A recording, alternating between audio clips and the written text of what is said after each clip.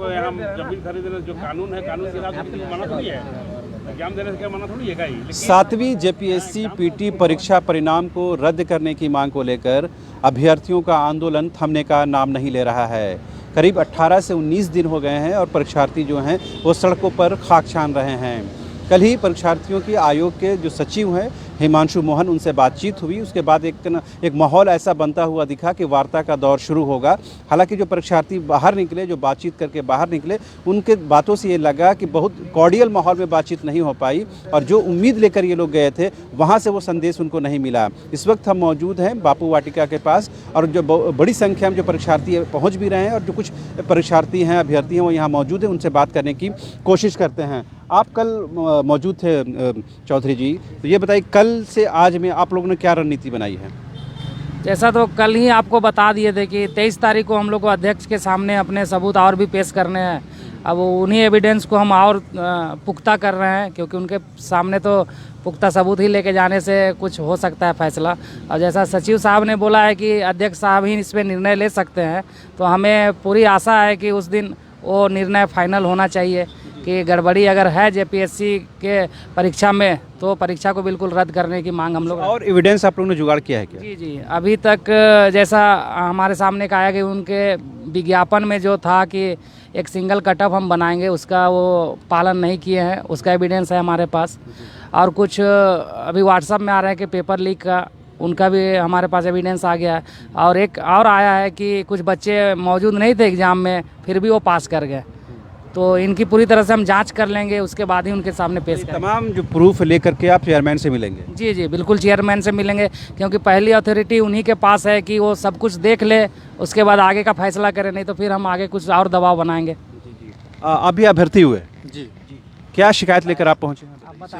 शिकायत ये है कि देखिए हम लोग पास किए हैं मेंस में, लेकिन ये भी जो भी मेरा जनरल कैटेगरी में है, लेकिन मैं चाहता हूँ यही कि जो भी विवाद है, और इस तरह से पहले भी होता आया है, तो जो भी विवाद है इसको पहले चरण में ही ख़त्म कर दिया जाए ताकि मेंस पे इसका कोई प्रभाव ना पड़े। ये शंका है कि पीटी परीक्षा परिणाम अगर आपके हक में आया तो मेंस हो सकता है कुछ गड़बड़ हो जाए? नहीं, वो तो शंका है ही, हो भी सकता है, लेकिन ये भी है जो भी इस तरह का विवाद है, जो भी हम लोगों का जिज्ञासा है मन में, उसको पहले क्लियर कर लिया जाए, उसके बाद अगला चरण फ्रेश लिया जाए ताकि फिर हम लोगों को बाद में परेशानी का सामना ना करना पड़े।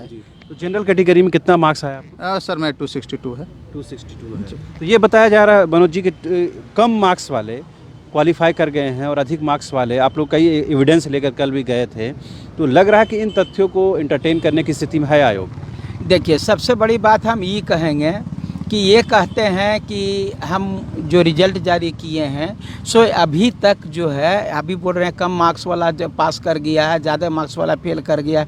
ये लोग कुछ भी कर सकते हैं, ये लोग कुछ भी कर सकते हैं, जो नहीं परीक्षा दिए वह पास कर सकते हैं, क्योंकि ये देखिए ये झारखंड सरकार का गजट है, ये आप पूरी तरह से देखिए झारखंड गजट है, और इसमें स्पष्ट शब्दों में यहाँ पर लिखा हुआ है कि ये जो कटअप होगा वो सिंगल कटअप होगा, टोटल रिक्ति जितना है उसका 15 गुना दिया जाएगा, और उसका एक कटअप होगा, कोई भी कैटेगरी हो उसको एक ही कटअप में पास करना होगा।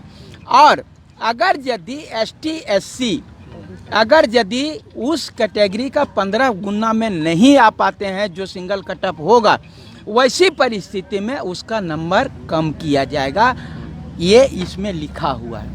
तो अभी जो कट ऑफ जारी करने का प्रोविज़न बताया गया था, इसका तो वायलेशन होगा फिर इस तरह से? ये पूरी तरह से बोल रहे हैं, ये झारखंड सरकार के अपना गजट, अजय कुमार सिंह, मेरे पास वीडियो भी है, उन्होंने कहा था कि हम सिंगल कट ऑफ जारी करेंगे और उसमें जो आना होगा सो आएगा, और जो ST SC के बाद उस सिंगल कट ऑफ में नहीं आएंगे, वैसी परिस्थिति में उसका 15 गुना रिजल्ट बनाने के लिए उसका नंबर हम कट ऑफ नीचे करेंगे। लेकिन ये कैटेगरी वाइज रिजल्ट दिए, और कैटेगरी वाइज रिजल्ट दिए तो उसमें भी जो है सो कैटेगरी का कट ऑफ नहीं दिए कि जनरल को कितना पास किए।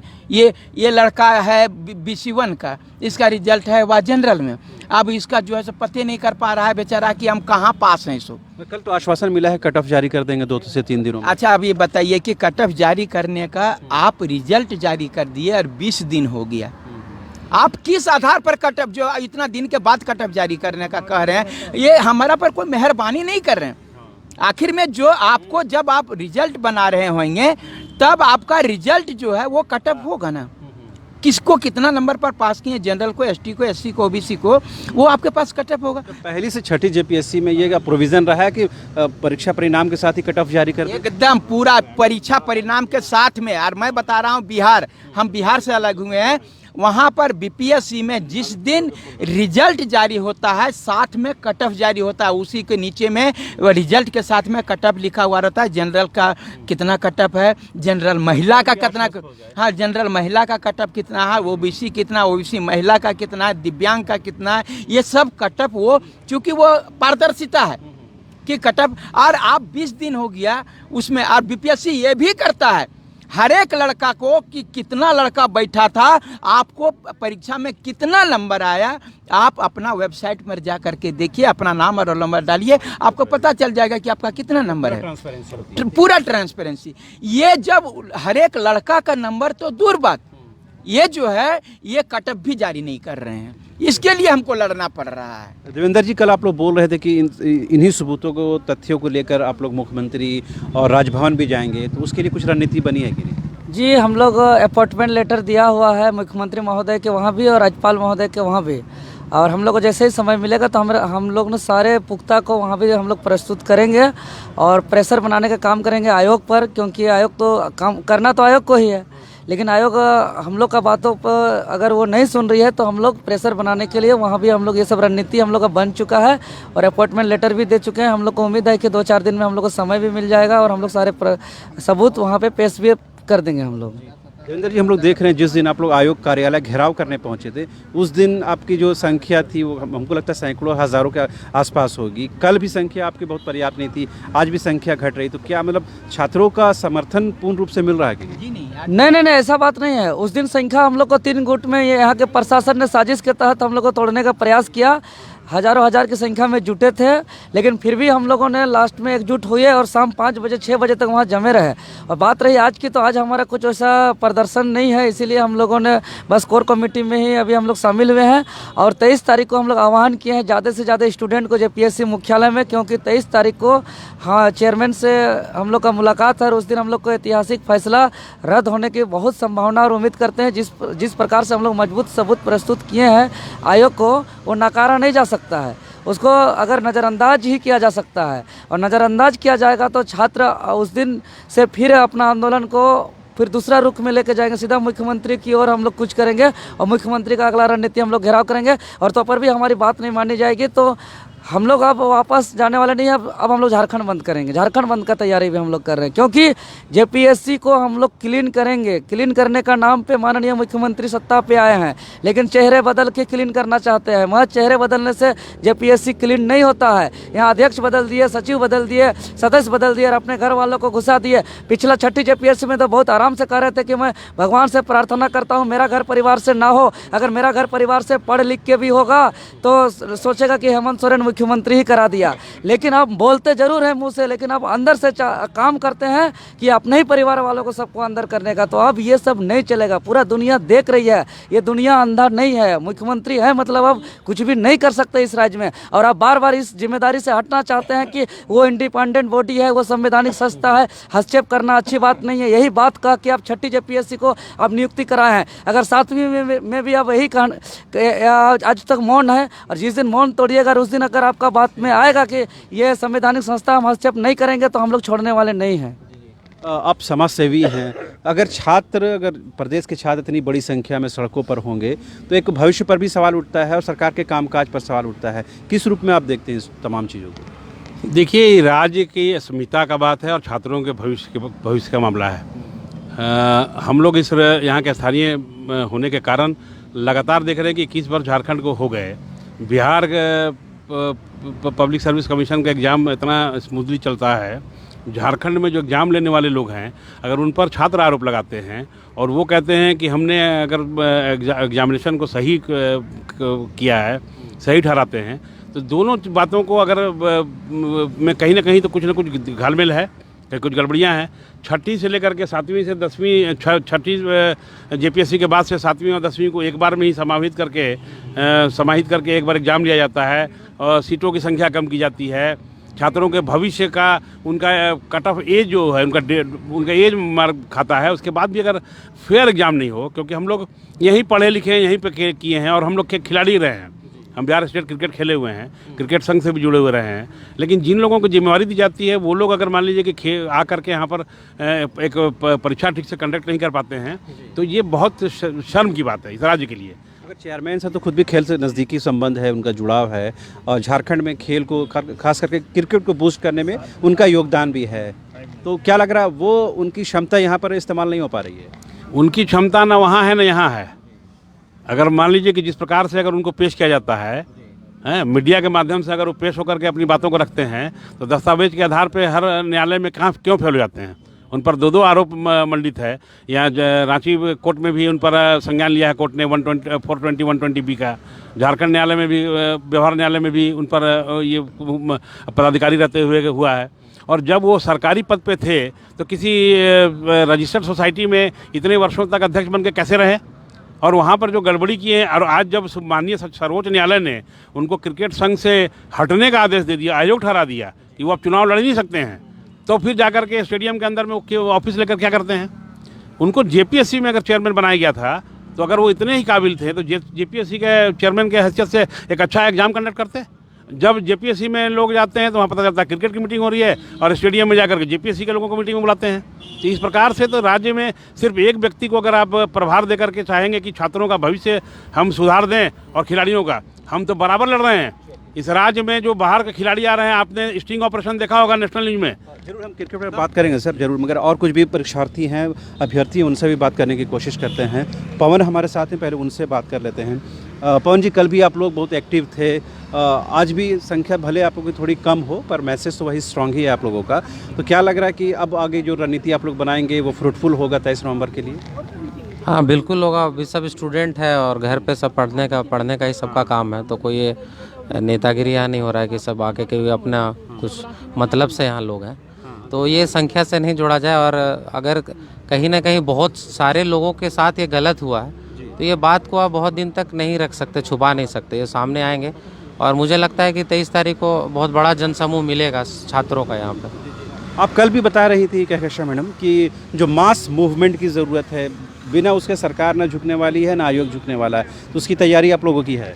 जी, उसी की तैयारी है, इसलिए हम लोग यहाँ पे अभी मीटिंग कर रहे हैं इसी बात को लेकर कि हमें ज़्यादा से ज़्यादा मास मोबिलाइजेशन चाहिए। तो हमारा यही प्लान है कि अब सारे स्कूल्स और कॉलेजेस में we would go and visit and tell that there is something wrong in the system and you have to come out to tell your grievances and because you are the sufferers. हम लोग सारे लोग sufferers हैं, जितने लोग, चाहे हम JPSC के स्टूडेंट हो या जेएसएससी के हो या वॉट एवर जो भी एग्जाम लिखते हैं या अदरवाइज सिस्टम का हिस्सा हैं, तो हमें ये पता है कि सिस्टम पूरी की पूरी तरह रॉटन हो चुका है। अब now it is the time to bring change. तो हम यही ऐलान करते हैं और यही लोगों तक मैसेज पहुंचाना चाहते हैं कि आप लार्ज नंबर्स में 23 नवंबर को जेपीएससी कार्यालय आएँ।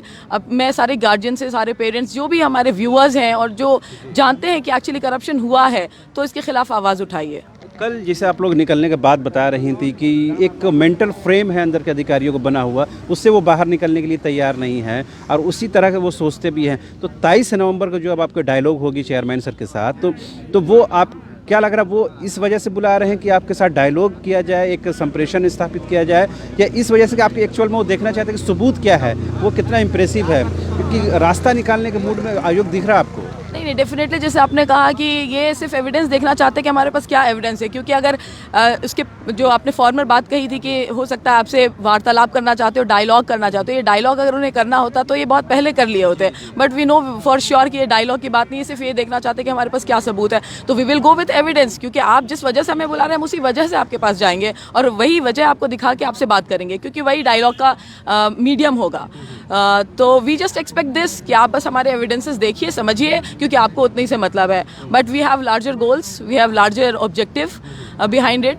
So I rely only on my people, on my mass and my appeal. आपके किसी एक स्टूडेंट ने हमसे कहा कि जब सबूत पेश करने की बात आती है तो आयोग सिर्फ हमें 2 दिनों का समय देता है और चेयरमैन सर से मिलाने की बात होती है तो 5 दिनों का समय होता है, दिया जाता है हम लोगों को। तो इससे समझ में आता है कि आयोग की मेंटालिटी, सोच अभ्यर्थियों के प्रति किस तरह की है, तो वो कहीं ना कहीं बाधक है, कहीं ना कहीं वो हिंड्रेंस आपके डायलॉग में आ सकता है। डेफिनेटली इंस्टीट्यूशन है, and you know state institution has always, अगर इस तरह के इंस्टीट्यूशन है तो जो करप्ट इंस्टीट्यूशन है वो डेफिनेटली लोगों के अगेंस्ट ही रहेगी। आप बिकॉज वी नो कि इसकी इंटेग्रिटी और इसके यू नो ऑनेस्टी में हमेशा से प्रश्न चिन्ह लगता ही रहा है। JPSC specifically, if I talk about JPSC, first 6, 7 जितने भी जेपीएससी इन्होंने कराए हैं, सारे के सारे इसमें जेपीएससी सारे एग्जामिनेशंस में कहीं ना कहीं यू नो विवाद होता ही रहा है। तो ये तो जग जाहिर है कि अभी भी इस बार भी वही होगा कि ये यू नो इसको छुपाने की कोशिश करेंगे और अपने आप को बचाने की कोशिश करेंगे। लास्ट सवाल, आज चूँकि केंद्र सरकार ने बड़ा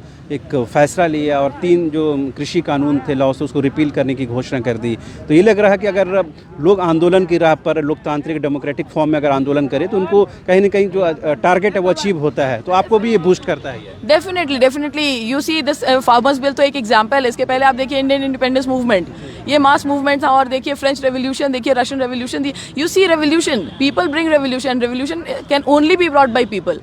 ये सिर्फ सेगमेंट से नहीं होगा, इसलिए that is why I appeal everybody, जो लोग मुझे सुन रहे हैं, आप लार्ज नंबर्स में आइए और हमारा साथ दीजिए, देखिएगा ये जंग हम ज़रूर जीतेंगे। तो आज का दिन बेहद ख़ास है क्योंकि आज ही केंद्र की मोदी सरकार ने 3 कृषि कानूनों को रिपील करने की घोषणा कर दी है। इसे कहीं ना कहीं किसानों की जीत के तौर पर देखा जा रहा है और केंद्र की मोदी सरकार की हार के तौर पर देखा जा रहा है। और कहीं ना कहीं ये बताता भी है कि अगर लोकतांत्रिक तरीके से, गांधीवादी तरीके से अपनी बातों को मनवाने के लिए आप सड़कों पर उतरते हैं तो कहीं ना कहीं सत्ता आपकी बातों को सुनने के लिए विवश और मजबूर होता है।